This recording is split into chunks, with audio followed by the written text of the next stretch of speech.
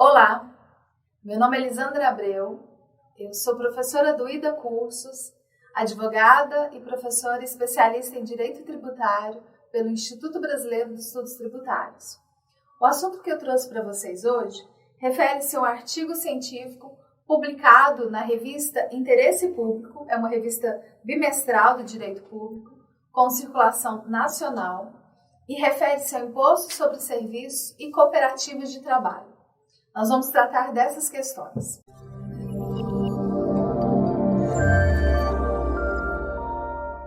A introdução aqui que eu trouxe para vocês refere-se a um pouco da história da questão das sociedades cooperativas, do cooperativismo no Brasil e no mundo. A história da humanidade ela demonstra o quê? Que o ser humano ele evoluiu da vida individual para o convívio com outras pessoas. Quando descobriu que através da união e da cooperação, as dificuldades em comum eram solucionadas com menores sacrifícios e riscos. A tributação em relação às cooperativas de trabalho não é um assunto comum em nosso país. A doutrina não tem dado muita importância a esse assunto, além de ser desconhecido de muitos juristas. Foi originado em 1844 na Inglaterra, o movimento cooperativista, e que já reúne mais de 1 bilhão de cooperados em todo o mundo. E no Brasil, o cooperativismo também tem evoluído, e o melhor, em todas as regiões. No total, trouxe dados atualizados aqui para vocês, no país ele já conta com 6.655 instituições cooperativas, que atuam em 13 diferentes ramos econômicos. Reúnem aí 13,2 milhões de associados, além de gerar 376 mil empregos, de acordo com os dados da Organização das Cooperativas Brasileiras, o sistema OCB. Esses números impressionam. As cooperativas mineiras, eu fiz um aspecto aqui em relação ao estado de Minas Gerais, respondem por 9% do PIB do estado. Em 2018, entidades movimentaram mais de 53 milhões, segundo a OCENG, que é o sindicato e uma organização das cooperativas do estado de Minas Gerais. Esses dados foram obtidos no site da Assembleia Legislativa de Minas Gerais. O ato cooperativo, o ato característico das cooperativas, mereceu do legislador um especial tratamento, distinguindo das demais sociedades. Motivo pelo qual vai ser retratado aqui, para demonstrar que o tratamento diferenciado referente à não incidência do ISS sobre o ato cooperativo das cooperativas de trabalho está legalmente previsto e, portanto, o fisco, no caso o municipal, não poderá cobrar o ISS das cooperativas de trabalho. Essa aula tem o objetivo de apresentar, portanto, as especificidades das sociedades cooperativas de trabalho, merecendo aí um tratamento tributário diferenciado, onde nós demonstraremos que o ISS não pode incidir sobre o ato cooperativo. Nós abordaremos sociedades cooperativas de trabalho, o regime jurídico, o ato cooperativo, a diferenciação dos demais atos jurídicos e seu adequado tratamento tributário, sendo o centro das discussões da base da demonstração desse objetivo, de que não há incidência do ISS, Imposto sobre Serviços, no ato cooperativo. Nós apresentaremos, portanto, as regras gerais e específicas em relação ao Imposto sobre Serviços e em relação às cooperativas de trabalho. E, na prática, como que a doutrina e a jurisprudência têm se manifestado em razão dessa não incidência do ISS sobre o ato cooperativo. É importante, inclusive, nós acentuarmos que as cooperativas de trabalho, elas constituem uma alternativa em relação ao cenário político e econômico nacional, porque é uma ferramenta importante para a distribuição de renda e valorização do ser humano. Eu trouxe para vocês aqui um julgado, que eu vou iniciar com esse julgado, que o meu artigo ele foi, inclusive, mencionado nessa decisão do Tribunal de Justiça do Paraná, que fala o seguinte: tributário, reexame necessário, mandado de segurança, ISS-QN, que é o Imposto sobre Serviços de Qualquer Natureza, pretensão de declaração de nulidade do auto de infração, cooperativa, isenção, atos cooperativados caracterizados, incidência do artigo 79, parágrafo único da Lei 5.764/71, sentença mantida. O parágrafo único do artigo 79 da Lei Cooperativista determina que o ato cooperativo não implica operação de mercado, nem contrato de compra e venda de produto ou mercadoria. Com isso, o ato cooperativo não está sujeito à tributação, logo, o débito fiscal em questão é indevido. Então, o que aconteceu aqui nesse caso do Tribunal de Justiça do Paraná? O Acórdão 102.873/6-4. Foi a data do julgamento 30 de julho de 2013, a data da publicação. O julgamento foi dia 16 de julho de 2013, pela Segunda Câmara Civil. O município autuou a cooperativa em razão do ISS-QN. Só que autuou em relação ao ato cooperativo. E a decisão deixa claro que não há incidência do ISS, porque o artigo 79 da Lei 5.764 de 1971, que é a lei do cooperativismo, ela determina que não é operação de mercado. O ato cooperativo não implica operação de mercado, nem prestação de serviço, nem compra e venda de produto ou mercadoria. Então, portanto, não está sujeita à tributação. Logo, essa autuação aqui é indevida.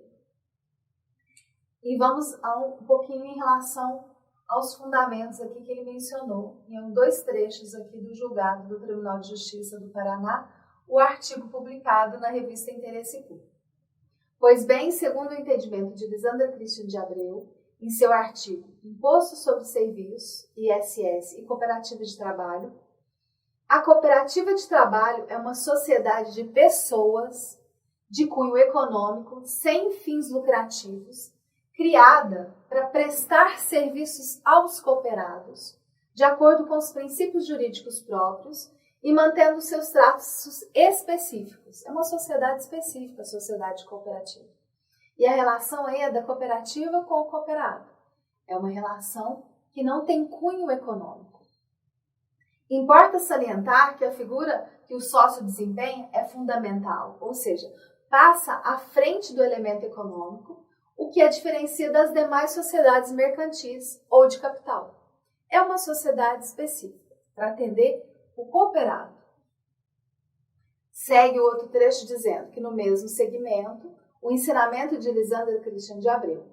As atividades desenvolvidas pelas sociedades cooperativas de trabalho somente estarão confirmadas se essas forem os objetivos estatutários da entidade e sua adequação legal ao conceito, além de atender às finalidades da sociedade, mediante a gestão de serviços profissionais junto ao mercado, onde a finalidade econômica é atingida pelo sócio e não pela sociedade. Então, deixa claro o seguinte, que a riqueza aqui produzida em relação ao cooperado com terceiros. O ato cooperativo entre a sociedade e o cooperado não há incidência da tributação. Essas questões que nós trataremos agora são em relação às sociedades cooperativas de trabalho. Vamos entender um pouquinho mais sobre o que sejam as sociedades cooperativas de trabalho para que seja regido de uma forma diferenciada, um tratamento diferenciado. As sociedades cooperativas, portanto, foram criadas para quê? Para servir os seus cooperados, atendendo seus objetivos e princípios cooperativistas, na busca por menores gastos e maior rendimentos. Foram criadas sociedades cooperativas de trabalho, compostas por quem? Por profissionais na prestação de serviços para a comunidade. O professor Marcelo Mauad, ele conceitua as cooperativas de trabalho da seguinte forma: são organizações formadas por pessoas físicas trabalhadores autônomos ou eventuais de uma ou mais classes de profissão, reunidos para o exercício profissional em comum, com a finalidade de melhorar a condição econômica e as condições gerais de trabalho dos seus associados, em regime de autogestão democrática e de livre adesão, os quais, dispensando a intervenção de um patrão ou empresário, propõe-se a contratar a execução de obras, tarefas, trabalhos ou serviços públicos ou particulares, coletivamente por todos ou por grupos de alguns. Vejam só. Então, essa organização ela serve para melhorar essa relação, né, entre cooperado e sociedade. Entre eles há uma união para atendimento dos seus objetivos específicos. E esses elementos, eles são conceituais em relação às cooperativas laborais, as cooperativas de trabalho que nós estamos analisando. O professor Marcelo ainda continua dizendo sobre os elementos. Como eu vou separar esses elementos jurídicos para entender melhor essa relação da sociedade cooperativa com o cooperado? São organizações formadas por pessoas físicas, trabalhadores autônomos ou eventuais. Né? Então, nós não temos aí o empregado. O empregado ele tem uma relação de subordinação. Nesse caso aqui, não há relação de subordinação. Os trabalhadores de uma ou mais classes profissionais, com a sua identidade. Então, várias profissões reunidas aqui na sociedade cooperativa de trabalho. Os cooperados estão reunidos por exercício profissional em comum. O artigo 3º da Lei das Cooperativas, ela declara que a atividade exercida deve ser de proveito comum, o que diferencia as cooperativas de trabalho das demais modalidades, cooperativas de agricultores, pescadores, artesãos. São organizados, então, de maneira individualizada, e os profissionais têm na cooperativa um organismo de mero apoio em sua ocupação. Enquanto as cooperativas de trabalho são algo essencial na atividade exercida pelos sócios. Então, cria-se uma cooperativa de pescadores, não reúne-se aí o que vai ser vendido para ter um benefício para todos ali no caso. Na cooperativa de trabalho, ela é essencial para desenvolver a atividade dos sócios, dos cooperados. Então, ela constitui uma empresa comum a todos. E, principalmente, ela é uma fonte de trabalho e renda para os cooperados. Então, aquelas que têm pouco ou quase nenhum interesse para o direito do trabalho, enquanto estas, diretamente relacionadas com o ramo jurídico, já que o trabalho societário realizado de maneira coletiva, sob o patrocínio de uma organização própria, resvala muitas vezes na forma de trabalho subordinado e contínuo. Então, as diferenças aí de uma relação de emprego, né, subordinada, com a relação do cooperado com a sociedade cooperativa de trabalho. A finalidade é a melhoria das condições econômicas, as condições gerais, né, de trabalho dos associados. É a finalidade, inclusive, das cooperativas. A organização se desenvolve no regime de autogestão, democrática e de livre adesão. São os princípios fundamentais e históricos do cooperativo.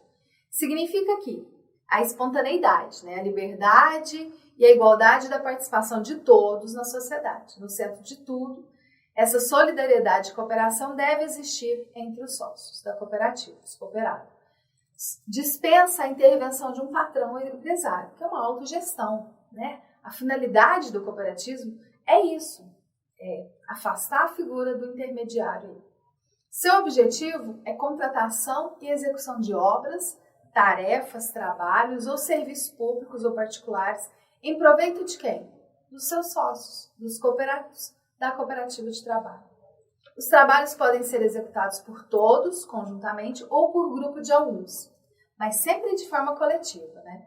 De tal forma que essa organização seja dada pela cooperativa. Então, a cooperativa de trabalho não se constitui em mero organismo de apoio dos cooperados. Ao contrário, a cooperativa de trabalho, aqui no caso, se consagra como essencial na atividade aí dos sócios dos cooperados. É uma empresa comum.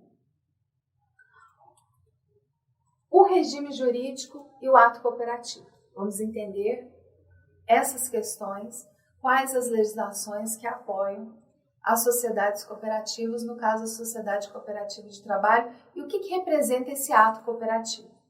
A base do sistema tributário brasileiro, nós temos o texto constitucional. E dentro do texto constitucional, nós temos o artigo 146, inciso 3º, a linha C, que dispõe o seguinte, que cabe à lei complementar estabelecer normas gerais em matéria de legislação tributária, especialmente sobre a linha C, adequado tratamento tributário ao ato cooperativo praticado pelas sociedades cooperativas. Então, está estabelecido constitucionalmente esta questão aqui do adequado tratamento tributário.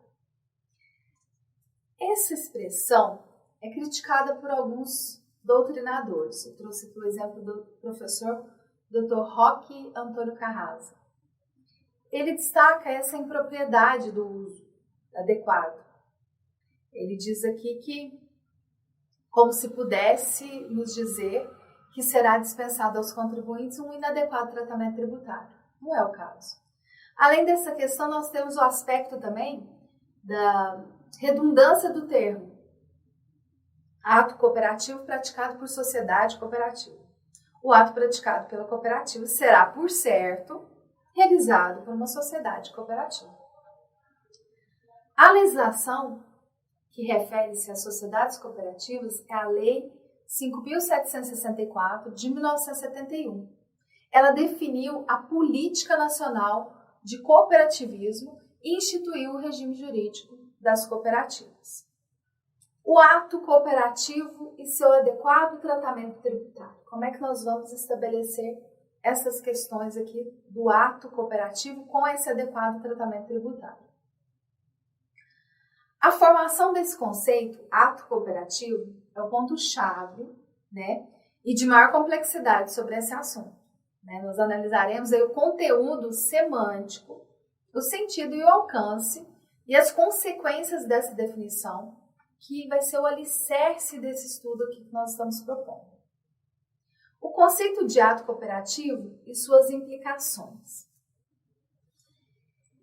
O ato cooperativo, de acordo aqui com o professor Valdírio Bulgarelli, Teoria da Sociedade Auxiliar, ele estabeleceu que decorre, assim, que da mutualidade, serviços comuns e da cooperação, colaboração econômica, a cooperativa se apresenta como uma empresa auxiliar, cujo fim é a prestação de serviço aos seus associados, sendo o seu objeto o ramo de atividade escolhida. Então, daqueles 13 ramos que eu comentei no início, em crédito, seguro, venda em comum, produção, fornecimento, as cooperativas de trabalho, em termos jurídicos, verifica-se, pois, a existência de relações entre os associados e a cooperativa de duas naturezas, societária e negociais. A vantagem do associado, e que decorre do seu status de sócio, é a de utilizar o serviço da cooperativa, obtendo um proveito ou uma redução de custos. Essa teoria da sociedade auxiliar. O associado ele tem um duplo papel específico nas cooperativas. Esse papel traduzido, ao mesmo tempo, o associado é dono e usuário do serviço da cooperativa. Então, essa união em um único agente é o que as outras sociedades voltadas para a atividade econômica são separadas nesse sentido. Pontes de Miranda, no Tratado de Direito Privado, ele diz que a pessoa do sócio passa à frente do elemento econômico e a consequência da pessoalidade na participação faz com que a espécie de sociedade cooperativa seja específica. A natureza jurídica própria da cooperativa ela vai consistir em ser uma sociedade auxiliar de caráter institucional. Pontes de Miranda está ensinando aqui em relação a essa sociedade auxiliar de caráter institucional, com condições personificadas. Existe tão somente para quê? Para prestar serviços a quem? Aos seus cooperados, aos seus associados, independente da ideia da pessoa jurídica obter vantagens para si. Essa obtenção de vantagens econômicas, continuando aqui, adviria da relação com seus clientes. Então, esses clientes não são ninguém mais que os próprios cooperados, os donos. Assim é que a cooperativa não visa lucro, pois será retirado da prestação de serviços justamente aquele que o suposto lucro se reverteria, como donos do empreendimento. É óbvio, portanto, que a cooperativa, em princípio, não assume riscos empresariais, mas oferece serviços para que os associados, comunidades econômicas autônomas, possam o quê? Atuar em condições de igualdade com as sociedades mercantis. Essa relação única na cooperativa é consubstanciada por atos que, por sua vez, têm caráter único, os chamados atos cooperativos. Portanto, o ato cooperativo, de acordo com a legislação brasileira, é uma manifestação de vontades bilateralmente cooperativas, ou seja, o associado e sua cooperativa e vice-versa, ou de cooperativas quando associadas. Prepara e estabelece ou mantém e extingue uma relação socioeconômica entre o associado e um terceiro, desde que por intervenção de quem? Da cooperativa de trabalho, ou simplesmente entre estas e aquele, entre a sociedade cooperativa e terceiro. Aí nós vamos ver as diferenças aí do ato cooperativo e do ato não cooperativo. Cumpre os objetivos sociais da cooperativa que o pratica, realiza uma prestação por parte da cooperativa de serviço sem finalidade lucrativa. E tem o suporte para o associado para realizar sua atividade econômica em comum com os demais e em proveito de todos. É animado pelo interesse do associado no acréscimo direto ou indireto de sua renda. É a finalidade aí.